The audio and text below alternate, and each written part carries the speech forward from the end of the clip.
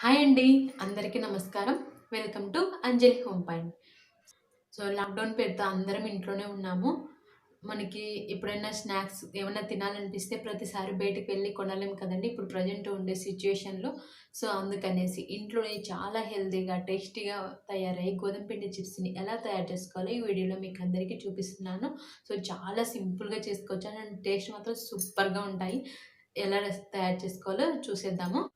ముందుగా ఒక పెద్ద బౌల్ తీసుకోవాలండి మనం పిండిని మిక్స్ చేసుకోవడానికి. అందులో ఒక 2 కప్పుల గోధుమ పిండిని తీసుకోవాలి. 2 కప్పుల గోధుమ పిండికి ఒక పావు కప్పు బొంబాయి రవ్వని తీసుకోవాలి. అదేనండి తెల్ల ఉప్మా రవ్వని తీసుకోవాలి. అలాగే 1 స్పూన్ రెడ్ చిల్లీ పౌడర్‌ని తీసుకోవాలి. రుచికి తగ్గట్టు సాల్ట్‌ని యాడ్ చేసుకోవాలి. నేను ఇక్కడ 1 ½ స్పూన్ సాల్ట్‌ని యాడ్ చేసుకుంటున్నాను. అలాగే వాముని ఇలా చేతిలో ఇలా నలుపుకొని వేసుకోవాలి.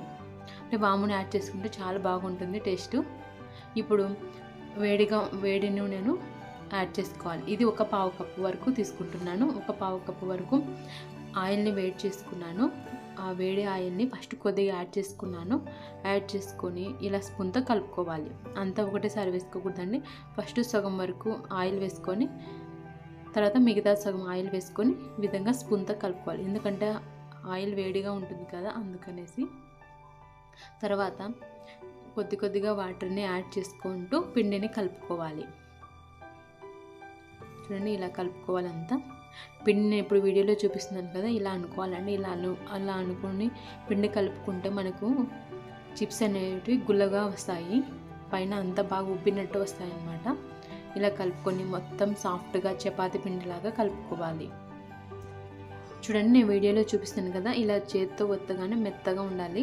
ఆ విధంగా పిండి కలుపుకొని ఒక తడి క్లాత్‌ని కవర్ చేసుకొని ఒక 20 మినిట్స్ వరకు పక్కన ఉంచుకోవాలి.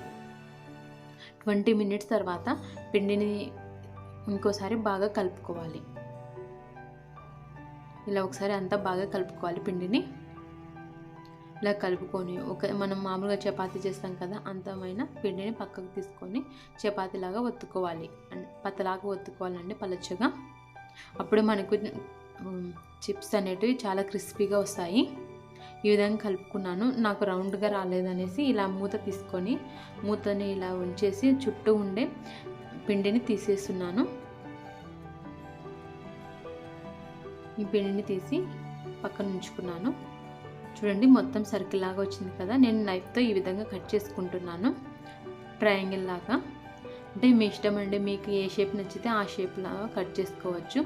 లేదంటే చిన్నది మూత ఉంటుంది కదా సర్కిల్ షేప్లో, ఆ విధంగా అయినా చేసుకోవచ్చు. ఎప్పుడు నాకు సర్కిల్ రౌండ్గా బోర్ కొట్టింది అనేసి నేను ఈ విధంగా ట్రయాంగిల్ లాగా కట్ చేశాను. ఈ విధంగా నైఫ్తో కట్ చేసుకోవచ్చు. అంటే మన ఇక్కడ పెద్ద సైజుగా ఉన్నాయండి ఈ చిప్స్ అనేటివి.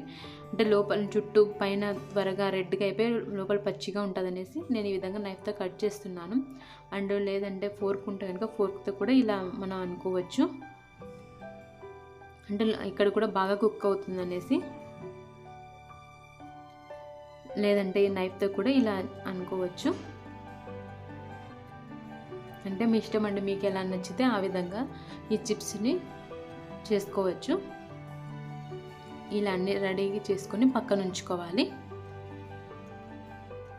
సో మీకు అవి ఇంకా పెద్దగా అనిపిస్తే ఇలా చిన్నగైనా కట్ చేసుకోవచ్చు చిప్స్ని. విధంగా అనుకొని అంటే కొద్దిగా డిజైన్ కూడా బాగుంటుంది అనేసి నేను ఇలా నైఫ్తో అంటున్నాను. ఇలా అన్ని రెడీ చేసి పెట్టుకోవాలి పిండి మొత్తాన్ని. ఆయిల్ బాగా హీట్ అవ్వాలండి. ఆయిల్ బాగా హీట్ అయిన తర్వాత మాత్రం మనం ఈ చిప్స్ని ఫ్రై చేసుకోవాలి. తర్వాత మీడియం ఫ్లేమ్లో ఉంచుకోవాలి. మీడియం ఫ్లేమ్లో ఉంచుకొని బాగా దూరగా వేయించుకోవాలి. మంచి కలర్ వచ్చిన వరకు ఫ్రై చేసుకోవాలి ఈ చిప్స్ని.